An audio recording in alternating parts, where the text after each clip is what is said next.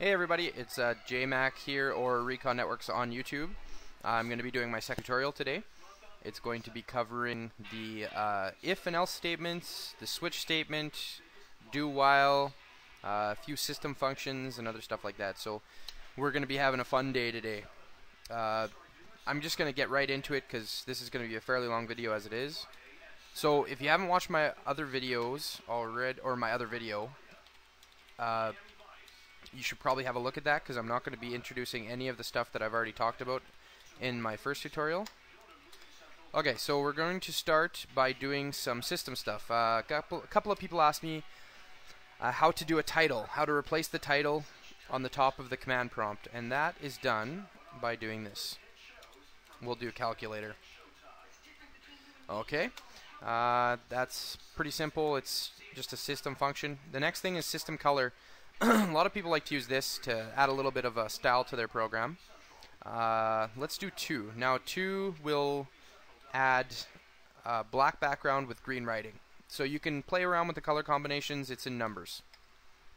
Okay, now we're going to be declaring our variables. We're going to need a few here, and I'll tell you about how everything works once we're done.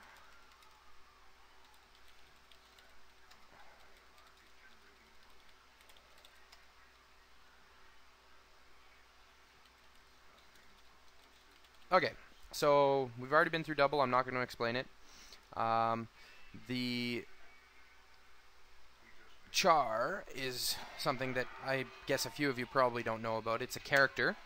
That's pretty much how you get plus, minus, A, but it also deals with ASCII characters. So I'm going to explain.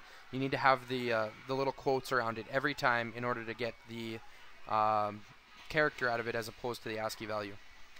Okay. So now we're going to be starting our do statement.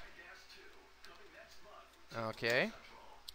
And we are going to be doing first system CLS, and that is a clear screen. I'll explain to you how that works after, because it doesn't come into effect for a little bit here.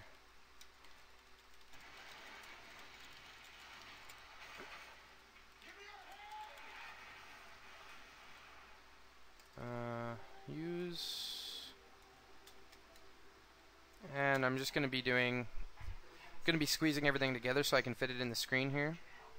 We'll be putting an endl in there. Okay, so that's the cout statement. We're just going to say, please enter the first number that you would like to use. Again, you have to see my first tutorial if you don't understand that. Okay, and then we're going to be inputting our first number. Next, we are going to be entering in the value for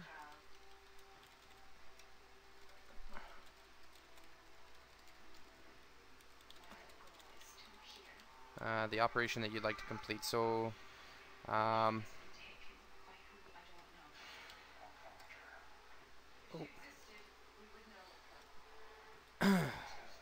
okay. Please enter the operation that you would like to complete. And then we'll just add in a little bit more here. We'll do plus, minus, times, or divide. Those are the only ones we're going to be working with today. And then we'll do another carriage return. Okay, we're now inputting Char. So we're going to be inputting the character that we're going to be using for the switch statement. I'm just going to move it down a little bit here. Okay. So the characters now have been inputted. We're now going to be inputting the second number that we want to use. So please enter the second number you would like to use. And we will do another carriage return. Okay, now we're getting into the interesting stuff. The switch.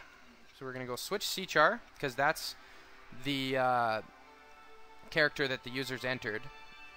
Now, basically what a switch does is it takes a number of cases that the user could have entered and analyzes them and executes which code is appropriate for each case. So let's start by doing case, and remember those quotes like I said earlier, case plus. So the first thing that we're going to want to do is the plus statement. And if the user enters in plus, we are going to be doing a cout statement. Now you don't have to do a cout, you can do the math before the cout statement, but I'm just going to be doing everything in one foul swoop here. Answer is, and then we're going to do d first number plus d second number, and then equals, and then we're actually going to do the math. So right now we're just displaying the numbers that they entered, and then, you know, like the plus and equals, so just making it look nice more than anything. And then we're going to be doing the math. So d first number plus d second number. Okay, so, and then we're going to want to do a carriage return. Now again, like I said before, you can make this line of code as long as you want. I'm just squeezing it in so that you don't get caught here. Okay, now I'm just going to make things easier for myself by entering in copied stuff. So now we have case minus. And all we got to do here really is change that and that. Just make things easier. And then let's do case multiplication. Okay, so in case multiplication, it's kind of more difficult because you have to think they could enter an x, the small x, the big X, or the star. They could enter in any one. So we want to make sure that they're covered in that sense. So let's say for case star, we'll put in the star there, and we'll put in the star there. Okay, now if the case is